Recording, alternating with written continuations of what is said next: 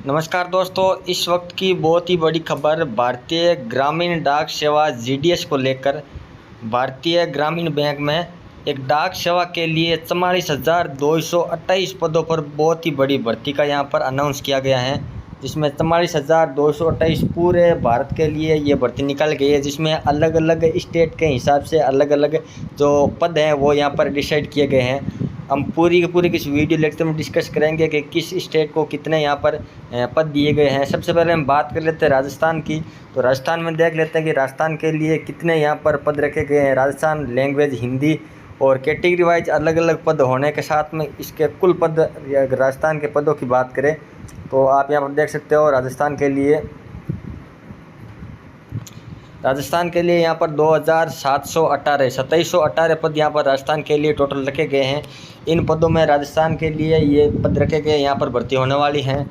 अब हम टोटल आप यहाँ पर वीडियो को पॉज करके अपने अपने स्टेट के हिसाब से देख सकते हो कि किस स्टेट में कितने पोस्ट हैं, और कैटेगरी वाइज भी यहाँ पर पदों का जो निर्धारण है वो किया गया है। यहाँ पर अनरिजर्व है, यहाँ पर OBC, SC, ST, EWS, PWD, PWD B, C, और टोटल पद यहाँ पर दिए गए हैं, किस स्टेट को कितने पद यहाँ पर दिए गए हैं। अब हम बात कर लेते हैं इसके नोटिफिकेशन के बारे में कि इसका फॉर्म कब से स्टार्ट होंगे, कब तक फॉर्म चलेंगे, एग्ज़ाम का क्या शेड्यूल रहना है। तो सबसे पहले आपको बता दें कि रजिस्ट्रेशन और सबमिशन की ऑनलाइन एप्लीकेशन की डेट क्या रहेगी। तो ये 15/7/2024 यानी आज से शुरू होगी और 5/8/2024 तक ये फॉर्म चलने वाले हैं। फिर आपको जो करेक्शन का विंडो है वो ओपन होगा 6/8/2024 को, और 8/8/2024 तक करेक्शन का विंडो ओपन रहेगा। आपके फॉर्म में जो भी दिक्कत है वो आप यहाँ पर सुधार सकते हो इस दिन के अंदर। आगे हम बात करें, अब हम यहाँ पर बात कर लेते हैं इस एग्ज़ाम की सैलरी के बारे में। तो इस एग्ज़ाम में टोटल यहाँ पर दो अलग अलग प्रकार के पद होते हैं। एक होता है बीपीएम ब्रांच पोस्ट मास्टर, और एक होता है एबीपीएम। एबीपीएम का मतलब होता है कि असिस्टेंट ब्रांच पोस्ट मास्टर। तो जो आपकी बीपीएम है वो बीपीएम की सैलरी रहने वाली है 12,000 से लेकर 29,380 रुपये, और एबीपीएम की जो सैलरी है वो 10,000 रुपये से लेकर 24,470 रुपये तक सैलरी रहने वाली है। अब हम आगे एलिजिबिलिटी क्राइटेरिया की बात कर लेते हैं। तो एज लिमिट की यहाँ पर दी गई है कि मिनिमम एज आपकी 18 साल और मैक्सिमम 40 साल तक हो सकती है। कैटेगरी वाइज अलग अलग कैटेगरी को अलग अलग एज की रिलैक्सेशन दी गई है, आप देख सकते हो। एससी एसटी है उसको 5 साल की, ओबीसी को 3 साल की, और ईडब्ल्यूएस को कोई रिलैक्सेशन नहीं है। पीडब्ल्यूडी को 10 साल की, और पीडब्ल्यूडी प्लस ओबीसी है उससे यहाँ पर 13 साल की, और पीडब्ल्यूडी प्लस एसटी है उसे यहाँ पर 15 साल की एज की छूट दी गई। अब हम बात करें एजुकेशन क्वालिफिकेशन, मतलब आपके पास शैक्षणिक योग्यता क्या होनी चाहिए इस एग्ज़ाम के लिए।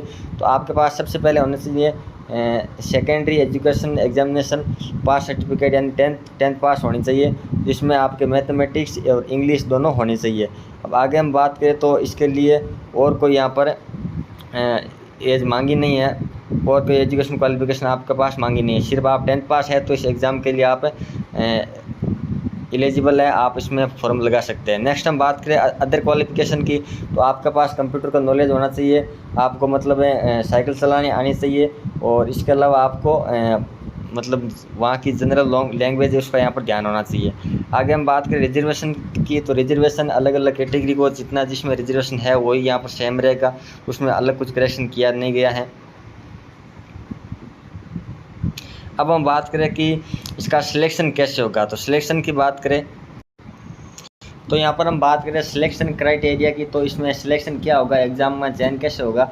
तो ये आपके मेरिट बेस पर होगा, 10th के जो परसेंटेज है उसके मेरिट बेस पर आपका सिलेक्शन होने वाला है। Thanks for listening my video carefully. अगर आपको वीडियो अच्छा लगे तो लाइक करो, चैनल को सब्सक्राइब करो। धन्यवाद।